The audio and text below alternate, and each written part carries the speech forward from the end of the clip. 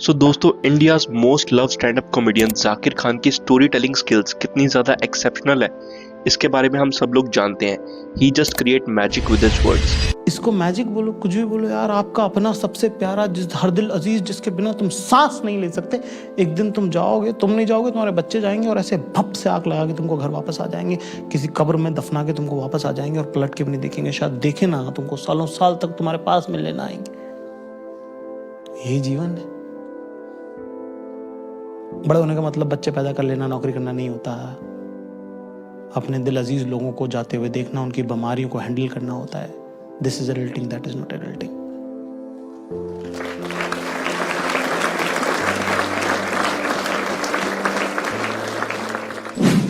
Not only stand up comedians, एक normal आदमी की लाइफ में भी स्टोरी टेलिंग स्किल्स बहुत ज़्यादा इंपॉर्टेंस रखते हैं, क्योंकि अगर आपके पास अच्छे स्टोरी टेलिंग स्किल्स हैं देन आप अपने ग्रुप में द मोस्ट अट्रैक्टिव गाय बन सकते हो।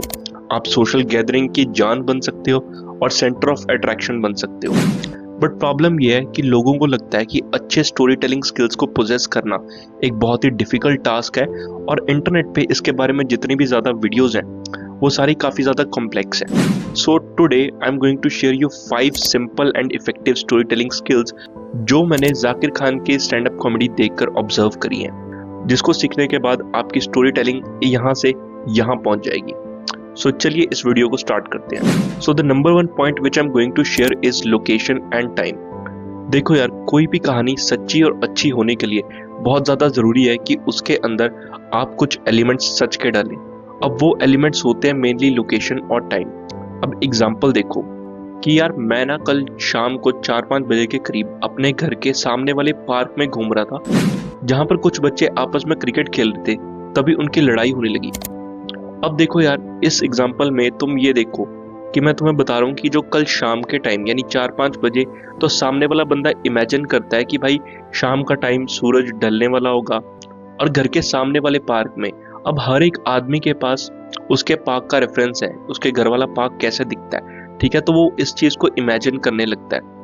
और जब आप टाइम स्पेसिफाई करते हो तो उससे वो उस मोमेंट में पहुंच जाता है, ठीक है, और खुद को इमेजिन करता है आपके पीओवी से, ठीक है। So it's very important to share time and location. So अब चलते हैं सेकेंड पॉइंट की तरफ कि आप उस मोमेंट पे क्या कर रहे हैं, योर एक्शंस।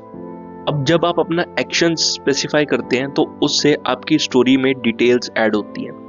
फॉर एग्जाम्पल कि कल मैं अपने लिविंग रूम में बैठा टीवी देख रहा था और टीवी पे मूवी चल रही थी शोले, और तभी मुझे मेरे दोस्त का फोन आता है।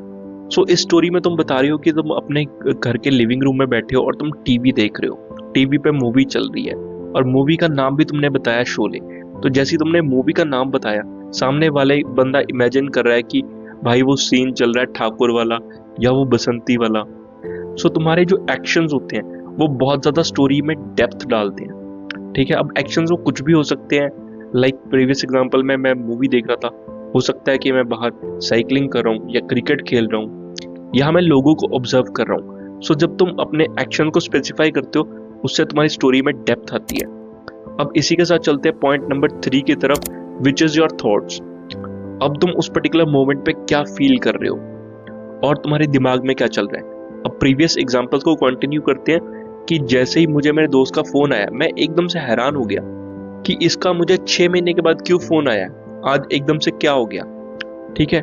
इससे तुम स्टोरी में जान डाल रहे हो, ठीक है। जब तुम अपने थॉट्स को एक्सप्रेस करते हो, वो थॉट्स टेलीपोर्ट होकर सामने वाले के ब्रेन में जाता है कि अब स्टोरी में क्या होने वाला है, अब स्टोरी में एक हाई आया है। तुमने नोटिस करा होगा जब भी तुम कोई बॉलीवुड मूवी देखते हो कि जिसमें एक इंटेंस सीन आ रहा होता है, ठीक है, उसमें जब हीरो कुछ नहीं बोल रहा होता, बैकग्राउंड में एक डायलॉग चल रहा होता है जो इस तरह से पोर्ट्रे करते हैं कि ये आदमी बोल रहा है वो, ठीक है, अपने मन में वो बात बोल रहा है। यही वो थॉट होता है जो वो ऑडियंस के दिमाग में पोर्ट्रे करना चाहते हैं। सो इट्स वेरी इंपॉर्टेंट दैट अगर आप किसी अपने किस्से को, इंसिडेंट को शेयर कर रहे हो, उस पर्टिकुलर मोमेंट पे आपको क्या थॉट आ रहा है वो अब बताओ, ठीक है। अब इसी के साथ चलते हैं पॉइंट नंबर 4 की तरफ, which is emotion.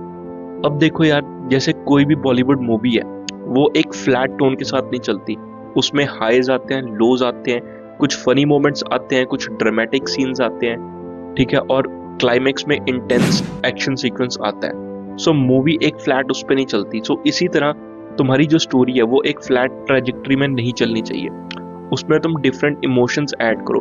For example देखो यार, जब मेरा 10th का रिजल्ट आने वाला था ना, तो सुबह सुबह मैं सब काम छोड़ के अपने कंप्यूटर के सामने बैठ गया, और जैसे मैं रोल नंबर डाल रहा था मेरे दिल में धक धक करके हो रही थी, मेरी हार्ट बीट बहुत ज़्यादा फास्ट थी।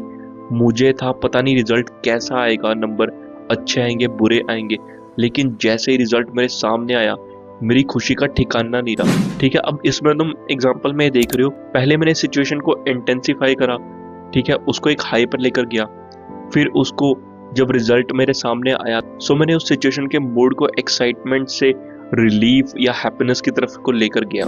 सो बहुत ज़्यादा ज़रूरी है कि तुम्हारी जो स्टोरी होती है उसके अंदर इमोशंस हो। ठीक है, and fifth which is very important point, that is dialogue. अब देखो यार, कोई भी बॉलीवुड का सीन जो आइकॉनिक बनता है वो आइकॉनिक बनता है उसके डायलॉग की वजह से। फॉर एग्जाम्पल अगर शोले के डायलॉग की बात करें, ये अरे ओ सांबा कितने आदमी थे, या बसंती इन कुत्तों के सामने मत नाचना, दोज आर आइकॉनिक सीन्स। ये आइकॉनिक बने हैं अपने डायलॉग की वजह से। तुम्हारी स्टोरी में बहुत ज़्यादा ज़रूरी है कि जो तुम्हारे कैरेक्टर्स के बीच के इंटरेक्शन है वो बहुत ही नॉर्मल ना हो। ठीक है, उसको बहुत अच्छे वे में प्रेजेंट करना ज़रूरी है। अगेन एग्जाम्पल, सो मैं ना अपने कॉलेज के लास्ट सेम में था, तो पूरी क्लास मास बंक वगैरह मार लेती थी। तो जब हम मास बंक मार के ना सो मैं अपने कॉलेज के लास्ट सेमेस्टर में था, तो सर्दियों के दिन थे, तो क्या हुआ पूरी क्लास ने मास बंक मार लिया, तो हम भी पूरा दिन फ्री थे, तो हम वहाँ पे जाके स्पोर्ट्स रूम में जाके टेबल टेनिस खेलने लगे। सो हमें वहाँ पे कॉलेज के डायरेक्टर राउंड पे थे, उन्होंने पकड़ लिया, तो पकड़ के सीधा हमें एचओडी के सामने लेकर गए। पहले तो उन्होंने हमें 15-20 मिनट डांटा, ठीक है, उसके बाद डायरेक्टर चले गए। तो उस टाइम एचओडी बोलते हैं कि अरे बेवकूफो, जब बंक मारना ही होता था कटो कट फड़े तना जाया करो।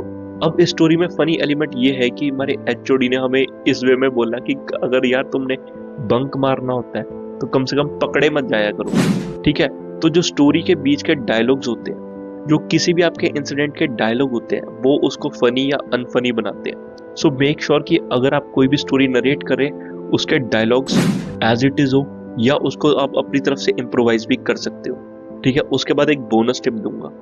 देखो यार, तुम्हारी कहानी उतनी ही सच्ची है जितनी तुम्हें लगती है। अब वो तुम्हारे ऊपर है, तुम उसको कैसे प्रेजेंट करते हो वो तुम्हारे ऊपर है। सो अगर तुम्हें लगता है कि कुछ चीजें अपनी तरफ से ऐड करने पर वो स्टोरी और बेटर बन सकती है तो ऐड करो ना यार, किसने रोका है। ठीक है, अब इसके साथ मैं तुम्हें एक छोटा सा एग्जांपल देने वाला हूँ from the man himself, Zakir Khan. उसे देखो। दिवाली का हमारा बेसिक ये है कि दिवाली पे हमारे घर पे ही हम प्रोग्राम रखते हैं। दिवाली पे बहुत सारे लोग हैं जिनसे बड़ा प्रेम है हमको, है ना, जो खुद हमें अपना घर ढूंढते हैं। ठीक है, हम खुद अगर दिवाली पे कहीं और चले जाएंगे तो फिर वो लोग कहाँ जाएंगे, जो घर नहीं जा पाए, जो अभी किसी किन्हीं कारणों से नहीं मिल पाए। या बहुत सारे लोग ना दिवाली पे तैयार तो होकर बैठ रहे थे, उनको लगता है कोई बुला ले तो चले जाएंगे। तो फिर हमने 2 साल पहले ये डिसाइड किया कि हम वो बनेंगे कि घर पे हमेशा सीन है, घर पे हमेशा दिवाली पे, हर त्योहार पे घर पे है, तो तुम लोग आ जाओ सब यहाँ पे। तो वहाँ पे सब तरह के लोग आते हैं, बहुत मशहूर भी होते हैं कुछ लोग हमारे दोस्त होते हैं जिनसे हम बहुत प्यार करते हैं, जो हम पिछले 12-14 सालों से जानते हैं उनको। सो अगर वीडियो अच्छी लगी हो तो चैनल को लाइक और सब्सक्राइब करना।